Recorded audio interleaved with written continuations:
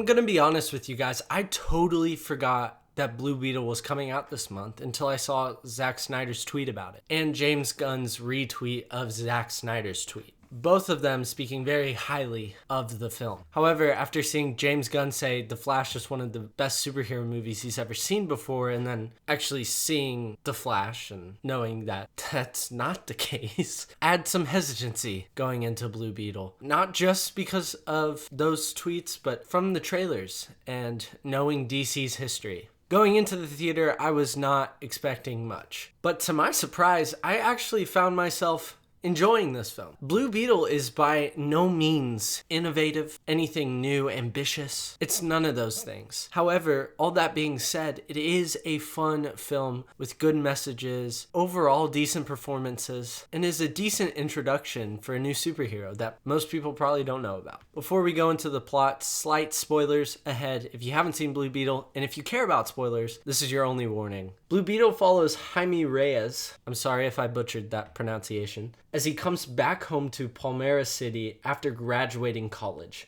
He hopes to find a good-paying job to help support his struggling family, but all he's able to get is a job with his sister working as a cleaner at Cord CEO Victoria's mansion. During one of his shifts, Jamie overhears an argument between Victoria and her niece, Jenny Cord, in which Jamie steps in to defend Jenny, but ends up losing his job. His sister also loses her job, but for an entirely different reason, for taking a big fat dumpy in her boss's bathroom. And that's a big no-no. You can't do that. Anyway, Jenny feels bad for Jaime losing his job and invites him to come over to Cord Industries the next day and interview for a job there. Jamie goes to Cord Industries the next day and runs into Jenny, who is frantically running out of the building, and hands him a Big Belly Burger box and tells him to never open it and guard it with his life. Jamie then takes the box home, and after his family insists, he opens it and finds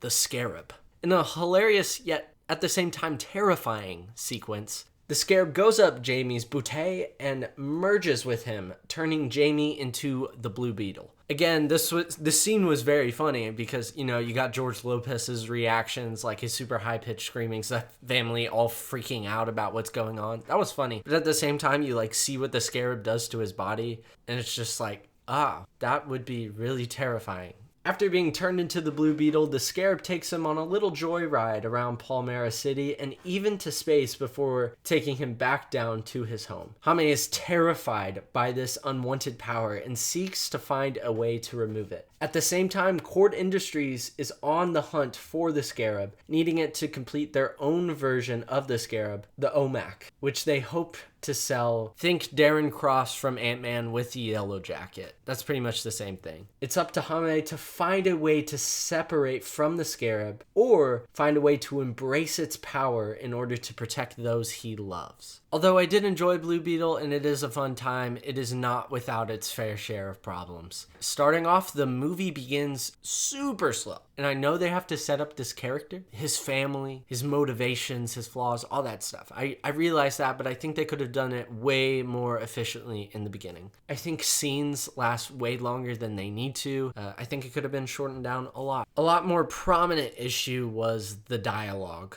Oh my goodness. This film does not have great dialogue. It's really bland, it's really generic, and borderline cringe. Sometimes it felt like an AI helped write this script, which I wouldn't take out of the realm of possibility at this point in time, but yeah, dialogue just was not it in this film. However, I do believe the main problem with Blue Beetle is the fact that it is uber generic. It's not inventive, it's not ambitious, and it doesn't take any risks. And I realize the thought process behind this, with this being a brand new superhero that a lot of people don't know about. A lot of the actors in this movie aren't really well known. The budget was very limited. There were a lot of factors that I can understand why the movie went this route. But I also think of things like Guardians of the Galaxy in a similar situation, like not a lot of prominent characters in that film, and yet it does take risks. And I think that was a really important factor for what made Guardians so special. The film is just full of superhero tropes that we've seen for years now. Throughout the film, I just couldn't help but make comparisons between this film and previous superhero films in the past. The most prominent, in my opinion, are Iron Man and Ant-Man. The villain seems like a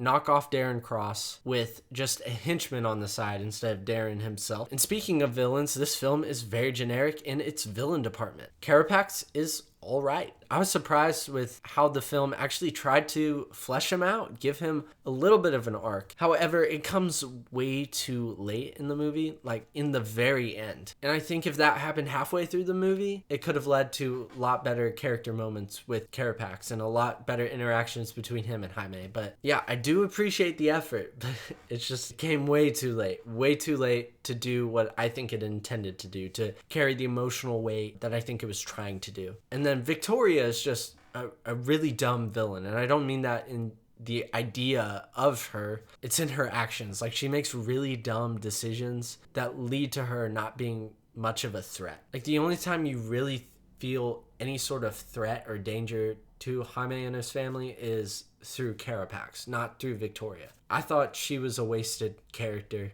To be honest, if she wasn't in this, I don't know how much the movie changes. With all that in mind, I think they could have done a different villain for this movie. I think they could have gone with Black Beetle or someone else from the comics. And I don't really know a ton about Blue Beetle in the comics or his catalog of villains, but I do know that Black Beetle has great ties to the Scarab. And I think having a villain focus more on the Scarab, not just for its power to make money, but because it knows what it is, it knows its origin, all that stuff, I think could have made for a lot more compelling origin story for Blue Beetle and his relationship with the Scarab. The biggest strength of the Blue Beetle film is the family element of it. The family and the core family values are the best parts of this film. I think seeing a superhero not keep his identity secret from those closest to him, but actually inviting them along, I thought was cool and interesting and wasn't as generic as most of the other parts of the film. That all being said, even though the family element is the best part of this film,